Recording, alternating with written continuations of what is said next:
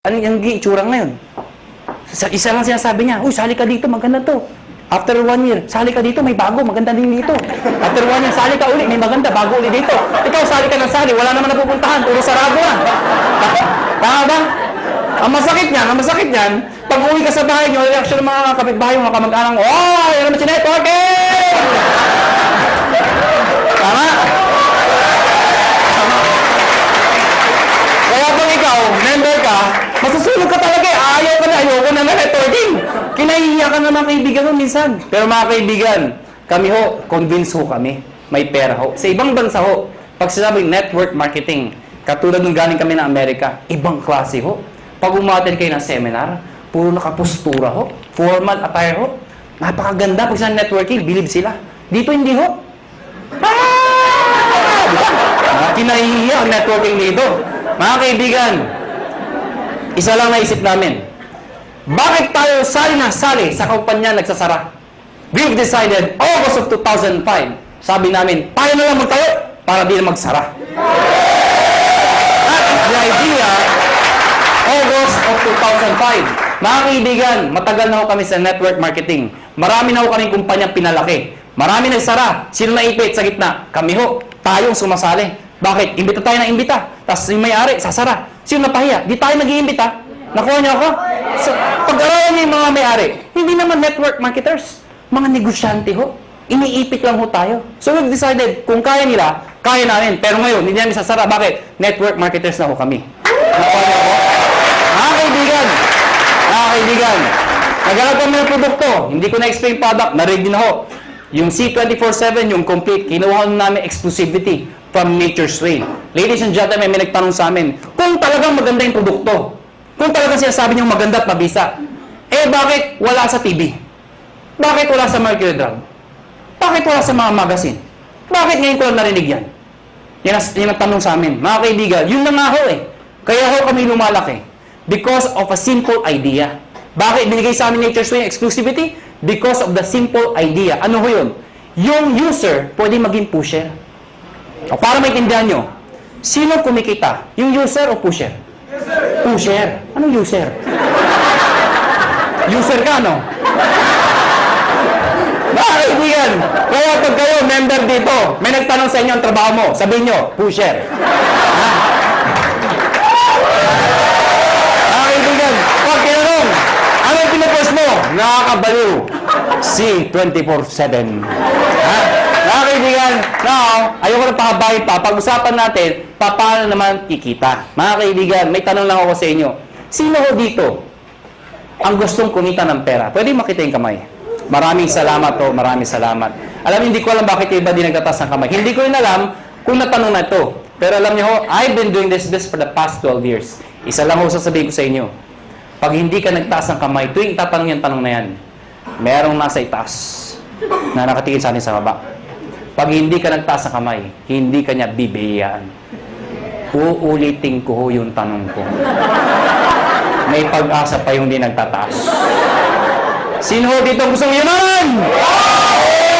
Mga kaibigan, masarap po ba ako may pera? Yes! Diba? Alam niyo, wag ho kayo mayabangan sa akin. Pero sanay ho ko mag-commute, mag-tricycle, mag-jeep. Lahat ho, dinaanan ko ho. Pero alam niyo ho ngayon, iba na ho ang buhay ko. Alam niyo, pag isa umaga, ano sinasabi ko sa driver? Louie, pakipipe nga yung sakyan, aalis tayo. Ano sinasabi sa akin? Sir, alin ba sa mga sakyan nyo ipiprepare namin? Alam nyo ho, baka nayayabangan ho kayo, alam nyo ho, iba ho talaga may sakyan. Noong unang panahon, ang sasakyan ho, luxury ho yan. Ngayon ho, necessity ho yan. Kailangan na ho. Kaya pag ikaw ho, may pamilya ho kayo, huwag ho kayo papayag na walang sasakyan. Kahit luma, magkasasakyan ka, mangarap ho kayo magkaroon ng sasakyan. Nakuha niyo ako? O, tingnan niyo ito maigi. Paano kung may anak ka? Fresh graduate. Katulad ng itong kwento ko, lumang kwento. Di ba tag-ulan ngayon? Fresh graduate. Matalino. Probinsyana. Pero matalino, maganda, sexy. Ang puti. Naghanap ng trabaho. Palibasa, sikat na Makati. Makati, tinanggap ka agad ho sa Makati. Unang araw ng trabaho. Umulan ho. Traffic pa. Wala siyang choice. Sumakay siya. MRT. Yan yung pinakamabisang paraan dito sa EDSA. Traffic, di ba? MRT mo siya. Di ba sa MRT, ang daming tao, lalo na pagka rush hour. Di ba yung pag nasa pila ho kayo, pagbukas ng pinto, hindi mo kailangan pumasok sa loob. tutulak ka talaga ng tao, papasok sa loob, di ba? Tutulak ka talaga eh. Pagdating sa loob, dikit-dikit ang mga itsura niya, di ba? Oh, ano yung itsura pag nandun? Unahan sa release, di ba? Unahan yan, unahan.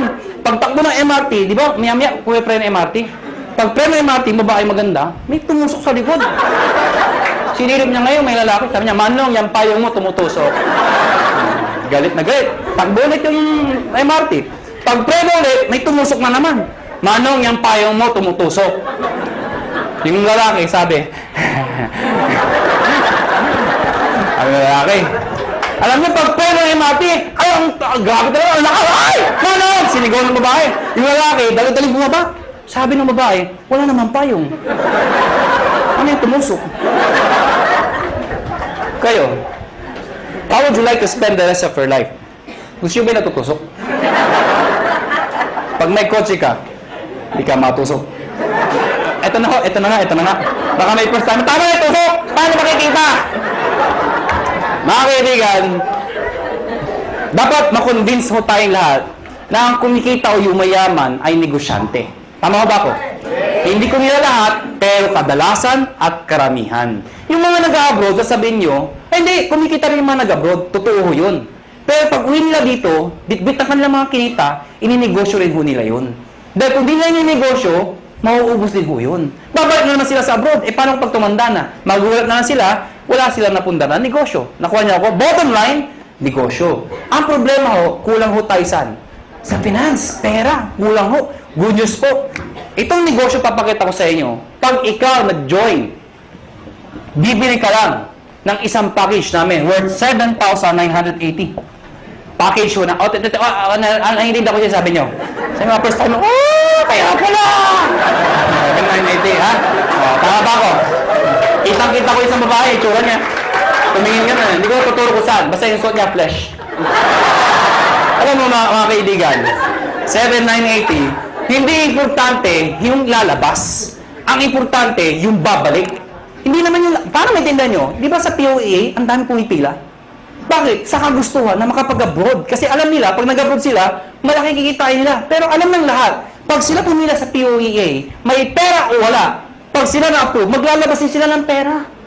Pero kahit walang pera, pumipila. Bakit? Pag na-approvean, gagawa ng paraan. Bakit? Kasi pag nagawa ng paraan at nag-abroad sila, alam nila, mababawi nila. Anong importante? Hindi yung nilalabas. Ano ang babalik? Nakuha niyo ako? Yes. So, ang tanong dito, 780, anong kapalit? Number 1, tatanggap kayo ng package. Package ho, o products, na merong C24/7. Nakuha niyo ako? 5 boxes po yun. Magkano naman yun? Nasa 6,000 pesos po yun. Nakuha niyo? Ibig sabihin, konti na lang, halos bawi ka na. Mga kaibigan, number 2, 25% discount. Ibig sabihin, pag ikaw naging member, bumili ka ng package, isa sa benefit mo, meron kang 25% less sa susunod na bilhin nyo sa reorder. Number 3, meron pa kayong 200,000 accident insurance. Ano po ito? Pag na-aksidente ho kayo, wag naman ho sana.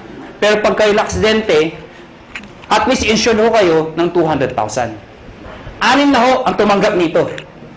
Naghihintay kami ng pampito. Ba't tumatawa ko kayo? Sino gusto mauna dito? Biro lang ho. May nagsabi sa ay, ako na yan! Grabe pala, kailangan mamatay pa! Mga kaibigan, yung 6 na hindi ko masabi nag-enjoy, no? Yung 6 na naka-claim ng 200,000. Sino magsasabi magkakalang sila yung mga aksidente? Wala. Kaya nga tinawag na aksidente. Kahit sino, pwedeng mangyari. Kahit sa inyo, pwedeng mangyari. Ha? Pwedeng mangyari. Okay? Ang tanong iba, paano pag aksidente, hindi naman namatay? Pwede pa rin makaka-reimburse po kayo ng 10,000 lang. Medical reimbursement. Sabi niyo, bakit 10,000 lang? Eh, di mamatay ka na para 200,000, di ba? O kayo, pag di namatay, at least 10,000 pa rin ho. Medical reimbursement. Take note, accident ho. Accident. Huwag ho yung gagayahin yung iba. Yung iba ho, inatake sa puso, inaksidente daw. Bakit aksidente? Eh, inatake sa puso. Paano nangyari yun? Ginulat. Aksidente daw.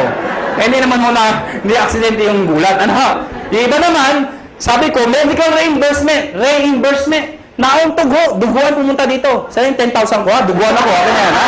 Reimbursement ho, reimbursement. Ano ha? Pag pinatay mo kayo, 50,000 pesos pag kayo ay pinatay. Okay? Unprovoked murder dapat. Number 4, syempre meron kayong sales kit. May brochure, may application form, may mga CD. Number 5, distributor tracking center. Ano po ito? Since negosyo po ito, importante ang monitoring.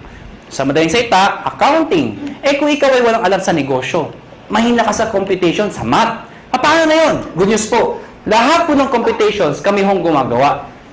Saan po makikita? Sa internet ho, web